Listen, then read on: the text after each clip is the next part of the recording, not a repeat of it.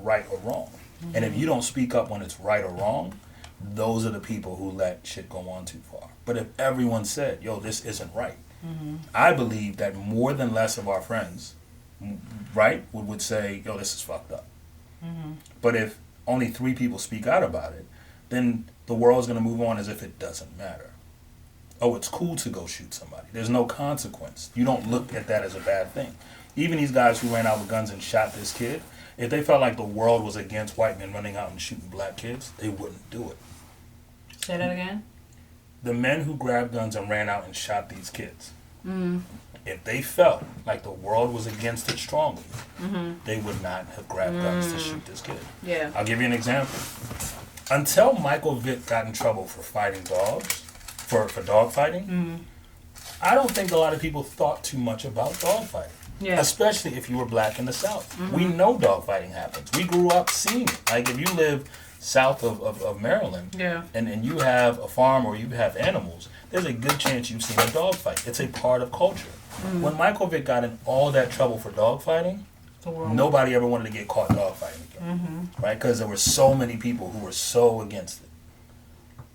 Why is that? It wasn't that they felt dog fighting was wrong, it's that they knew that other people felt dog fighting was wrong. Okay.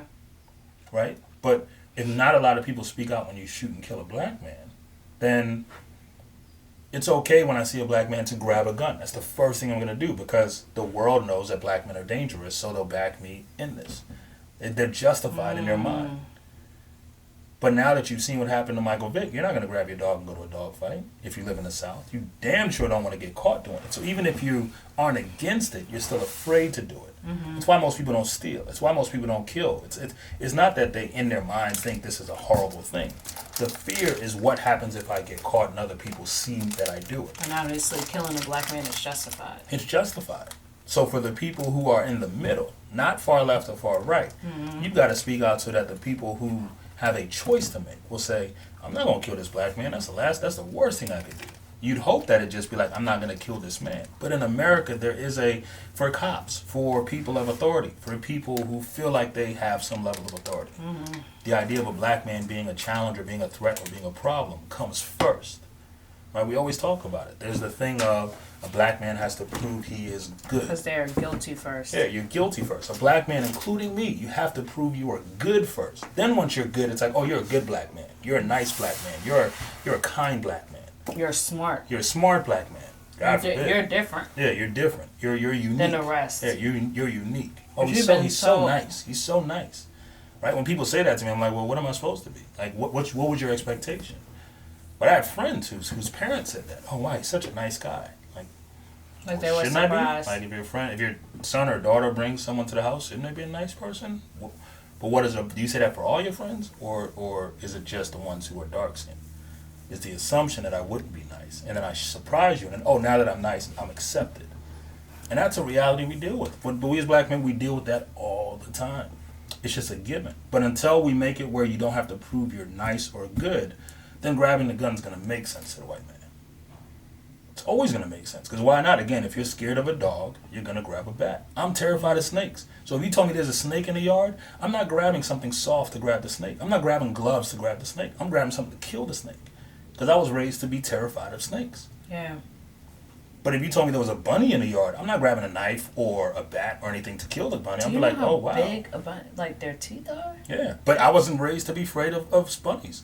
I wasn't afraid of snakes until I moved to Liberia. When I moved to Liberia and we had a big yard, the first thing they said is, if you see a snake in this yard, don't go near it. Oh. Tell someone so they can kill it. Because there's a good chance in Liberia the snake is poisonous.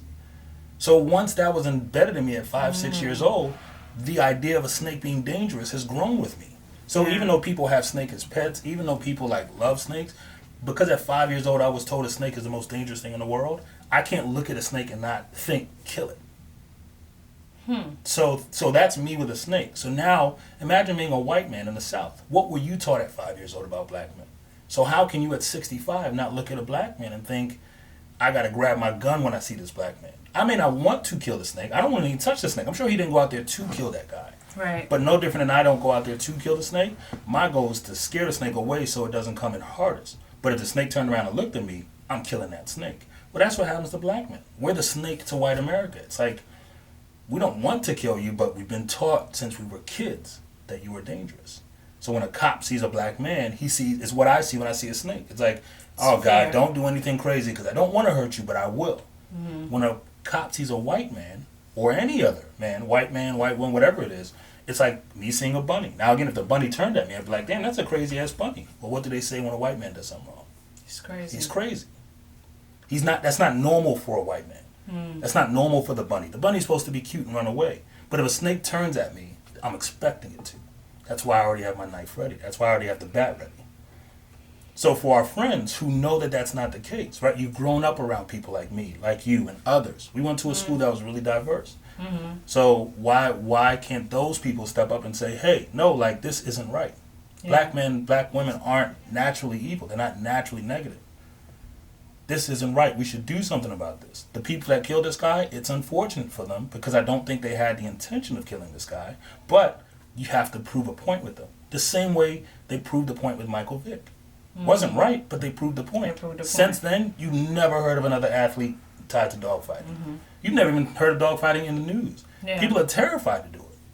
You've got to prove a point. But you can only prove a point if enough people are outraged to say, yo, you got to, like, what's the worst thing that can happen to that guy? And it can't just be us. It can't just be blacks. It can't just be black people. It has to be everyone. It has to be everyone. Just like it wasn't just blacks or whites with Michael Vick.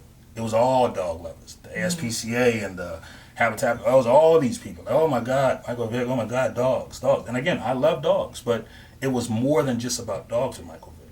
They were proving a point. Setting an example. That example has been set.